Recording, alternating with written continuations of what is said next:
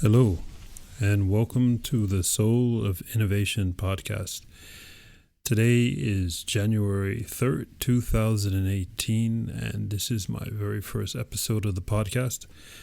And I thought I'd spend some time introducing myself, but just a little bit of time doing that, but more of explaining as to why am I launching a podcast now in the beginning of 2018, when I should have, or I have been doing podcast stories for on and off all of last year. But I thought now kicking off the new year is the best time because what's happening or what is going to happen in 2018 that is significantly different in the area of artificial intelligence or cognitive computing, as IBM calls it, with their platform, or looking at Microsoft's platform with Azure or Azure, depending upon what part of the world you're in.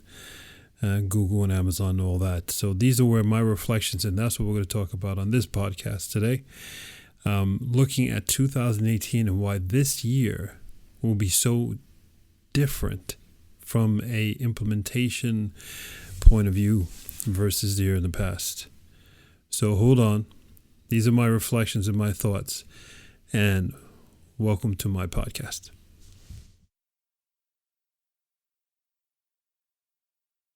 So let me introduce myself. My name is Thomas F. Anglero. I am the Director of Innovation for IBM in Norway.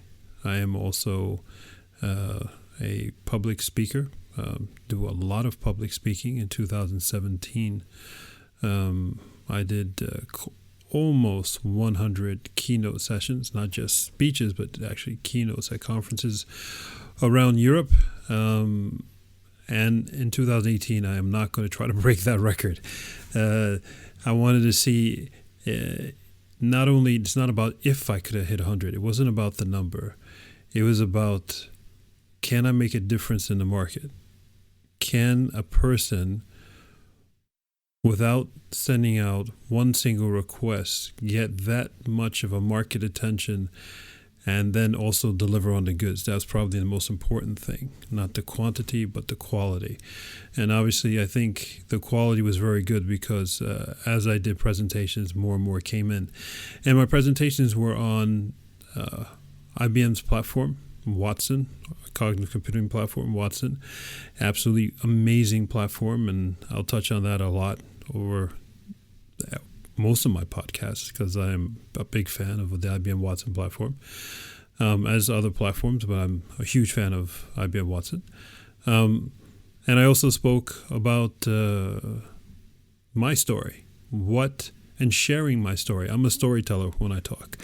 And my story, coming from being brought up in the Lower East Side of Manhattan, down in the Baruch projects, we didn't have much money. None of us had much money, but that was kind of cool because if everybody doesn't have much money, then the money's not an issue, but you're all trying to succeed and make it. So coming from that background and then where I am thus far today and where I'm going is a fun story to mix and match when talking about technology, when talking to companies and employees and people who are some people trying to find themselves, other people trying to find motivation. We're all in that phase somewhere on that timeline. We're all there. And so in my journey, and from coming from the projects in New York City, and now spending the last 20 years of my life living here in Oslo, Norway, that is one hell of a journey. And I guess I could do a podcast just on that. So when I talk about technology, tell stories, I talk about myself, and a lot of people seem to like it. That's the brief background myself. I don't want to go as much into that. Do a lot of that often, so could go into that in another episode if anybody really wants to know. There's a bunch of YouTube videos out there and podcasts out there where I was interviewed for over 2 hours just talking about me. So if you want to hear that, I can find those podcasts and link it and put it into my podcast. I guess that's probably a good thing if you want to hear that.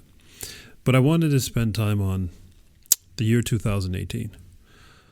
What is actually going to happen in the area of artificial intelligence and cognitive computing? And these things are not the same thing. Don't get me wrong. I will interchange the words, but they are not the same. But I'm assuming that you, the listener, are seeing these things as the same, and that's absolutely fine. So, and we'll do the journey together. Now, there's a software side and there's a hardware side, a business side to all these stories. And if I jump around, I apologize, but I like to have fun and just tell it the way it comes into my mind. I don't like to script these things. I think being raw and making grammatical mistakes as I speak is part of the rawness and seeing and listening to exactly how I think of things in real time. So 2018, the significance of 2018 is we will finally see implementations. We saw at the end of 2017 implementation of chatbots. Boy, did we see a lot of chatbots. Now, why do we see chatbots as being Jeffrey Moore calls it, the beachhead segment of artificial intelligence? And artificial intelligence. And what is a chatbot? I apologize. Let me digress and explain that. So a chatbot is a service that is available on a website. You probably used one before, and if you haven't, there's usually a little picture of usually a female saying, "Hi, my name is Anna. Type in your question and I'll answer it." And you type in, "Hi, I'm looking for this form to fill out my taxes." Let's say if you're going to you're at your national government tax office website. In Norway, it's called Skatteetaten, and in the United States, it's the famous IRS. And wherever you are in the world, you know what website that is. So when you go there, this little box is there with usually a person smiling. You say, "Hi, my name's Anna." Type in your question. You type in, "Hi, I'm looking for form AF-2198. Can you please send me the link to the form?" And as you do that, it spins around for a few seconds, comes back and says, "Here is the link to form AF-blah, blah, blah, blah." And now you have the form instead of you spending all the time searching through the website. The chat bot, right? To chat is you're chatting in text, and the bot is a computer software answers a question. Now, these chat bots we saw in the end of 2017, we saw a lot of them being implemented all over the world by companies. The reason why is that it is probably the minimum investment you can make into the area of artificial intelligence from a financial burden point of view. From a risk point of view, it was very minimal because it's not so high tech. Chatbots are queries against the keyword searches. And of course, some chatbots are more intelligent, but most people wanted very simplistic chatbots. And then from a marketing point of view, they want to say, "We are using artificial intelligence in our company. We have it in our website. We have made our artificial intelligence robot available," depending upon the country, right? If the IRS made this announcement, "We have made our chatbot available to over 250 million plus people." So it rings perfect on all the levels. Minimum risk, minimum costs, maximum marketing message, and the people running the company say, "Yes, we're innovative." Wonderful. That's fine. But that's not what we've all been talking about and waiting for in terms of where this thing is going and where artificial intelligence is going to take us. So understand that chatbots are not it, but they are the first step, the first safe step. And there are many companies out there who completely leaped over chatbots. They ignored chatbots and said, "I want the full version. I want to have the ability to take my experts in a specific technology or area." Let me be more specific for you. I have an employee in my company. He or she has 30, 40 plus years of experience. They are priceless to me. I don't want to lose them. I can't afford if they're sick. I can't afford if they pass away, God forbid. This person, their knowledge must stay with the company. So these platforms, artificial intelligence or cognitive computing platforms, are so intelligent that you could sit this person down. They could sit down with the software. This is classic IBM Watson. Sit down with the software. and start training the software. The training can take up to a year, but the training now has gotten so advanced, and the advancements come in improvements in algorithms, advancements come in improvements in CPU, in terms of the hardware is able to do a lot more quicker. Advancements in terms of just having learned how to teach software better. Now you take all three of these advancements, which are making improvements on a daily basis globally, in different R&D departments for different companies around the world, and therefore we've seen in the last year where it took 1 year of an employee's time and sitting with the software, training the software, and now we pretty much got it down to almost a month. Absolutely incredible. Now think about that. As a company, you would, in 1 year ago, you would have had this employee remove this employee, the most invaluable employee, one of your most invaluable employees, stop them from what they're doing and being of tremendous value. And then you have to have them during their work time, sitting down with this software and training it instead of working.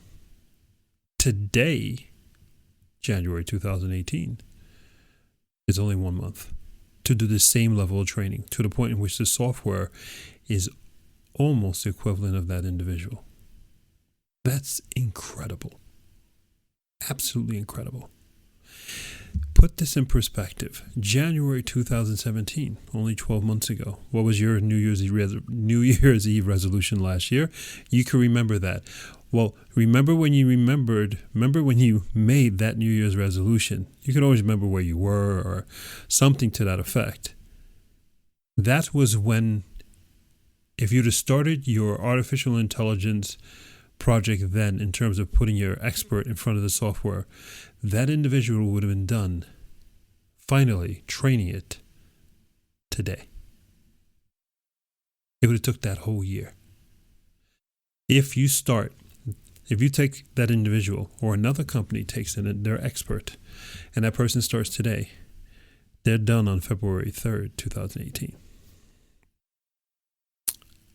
We are moving at an accelerated rate that is going to bring, and is bringing, huge opportunities. Huge opportunities not just for existing companies, but look at it from this perspective. There are many perspectives, but let's look at it from this perspective. Once you have taken an expert, an individual who's an expert, and put all their knowledge in software, so now they're available not only through as a chatbot, but if the software has the ability and connected to the right modules, in which it has language modules, the software can then talk and answer questions, because it has the ability to do translations and things like that in different languages, or just in a native language, say just English to English. And it also has the ability to understand dialects. This person is now in software. Now, not the entire person, just their knowledge. Okay, don't go so far in saying their memories and their past and what they ate a month ago. I'm not going there. I'm saying their knowledge as an expert. What platforms can you provide and expose that person's knowledge on? Let me give you a hint. Amazon Echo. Voice. 2018 is going to be a monster year for voice. And one of the things that's going to make it such an incredibly impactful year is because, now here I'm going to connect the dots. Excuse me. Because now it only takes 30 days to take an expert and put all their knowledge into software and make it accessible to the entire world through voice. You connect that knowledge to the Amazon platform, which is today the biggest voice platform with Amazon Echo and Alexa. And now that knowledge is available to everyone, everywhere, simultaneously. And that's the thing, differentiator. Simultaneously.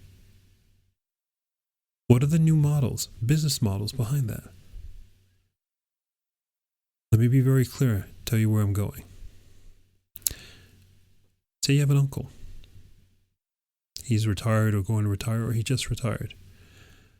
And his nephew, 18, 19, 25-year-old kid, says, hey, let's give his name, Uncle Steven.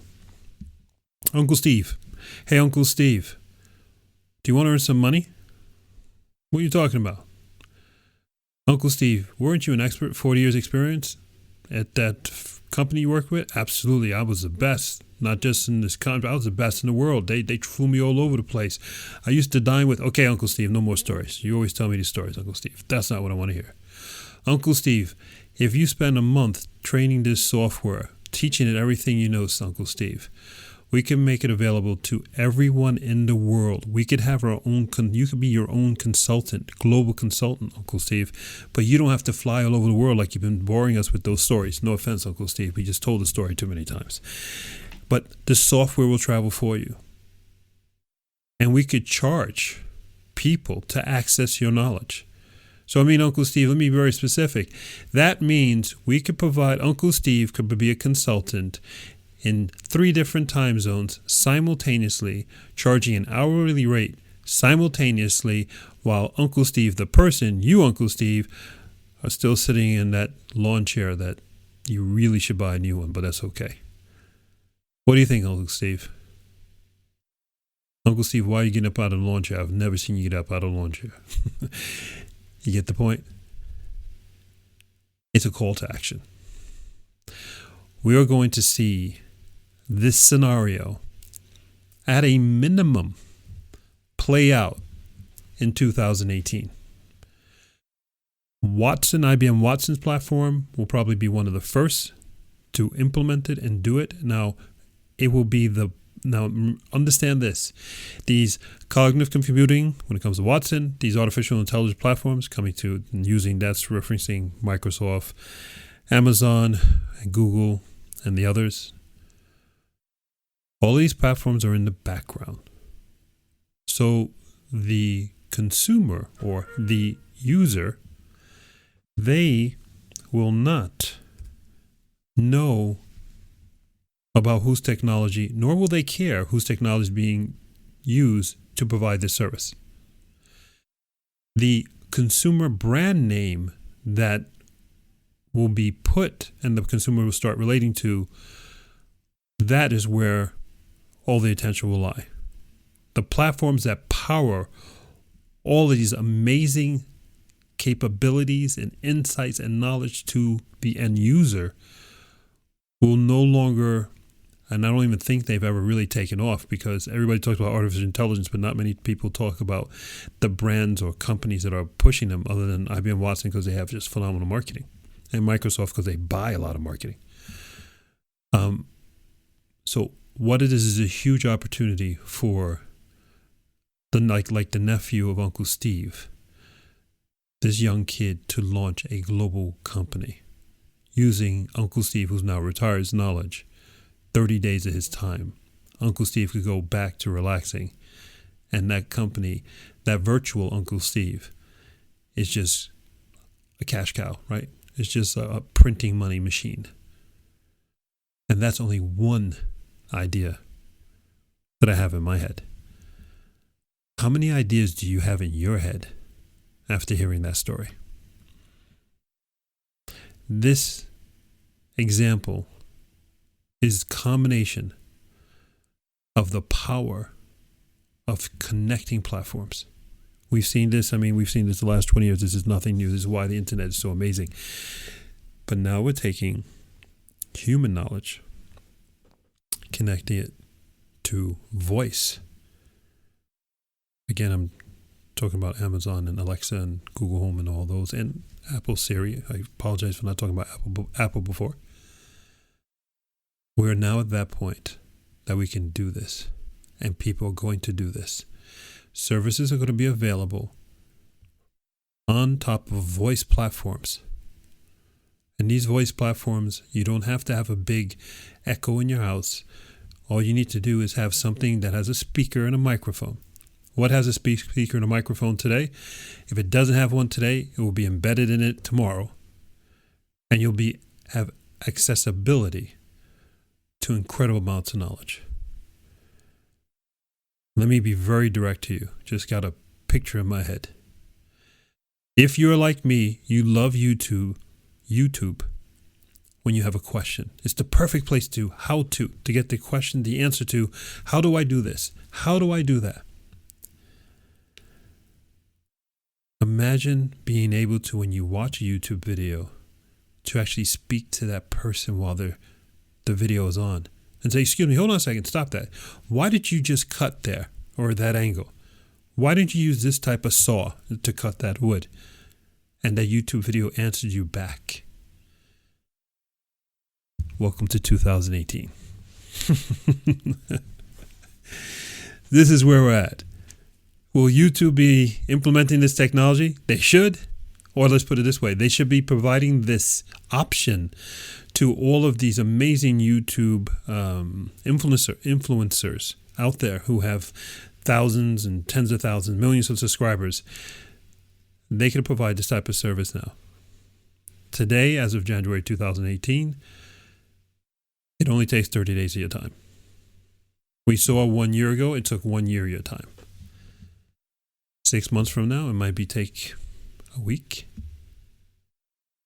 Interesting. Imagine going back. Say you have a YouTube channel. You have hundreds of videos. Imagine going back and redoing those videos, putting all your knowledge out there. Not only are you going to make video money, revenue from those video and advertising, but now you're going to be a valuable asset to this person's life because your knowledge is available to them 24 hours a day, as it was on YouTube. But now you are available to them. You could talk to them. Remember, when a person answers your question, when they need an answer to a question, and it's an honest answer, you start building trust. Human beings, we respond extremely strong to trust. I believe YouTube attention, viewership may take a hit if it doesn't jump on this. And these voice platforms will be the next massive growth area because of voice. Because of what you're doing right now, listening to my voice. Podcasts are back because voice. Everything is in the voice. The first time you fell in love with someone, 99% of us, because we have the ability to hear, we fell in love with that person, and a big reason was because of their voice. Voice is back. My name is Thomas Anglero. Very happy to have spend this time with you in my first podcast. I'm going to love doing this. I hope you like it a lot. Contact me at anglero.com, ANGLERO.com. That's my website. And I look forward to doing this more. Let me know what you'd like me to talk about. I have tons of things I'm going to be talking about. I'm interviewing many different people who I work with, who I meet with as I travel around the world. And this is going to be a fantastic experience. And I will continue to share with you my raw thoughts. I really don't want to do this notes-wise. A lot of people who do podcasts take a lot of notes. I love doing raw. I love making my mistakes. Because then I'm giving you the authentic me. That's how you build trust. Take care. Thank you very much. Speak to you on the next podcast.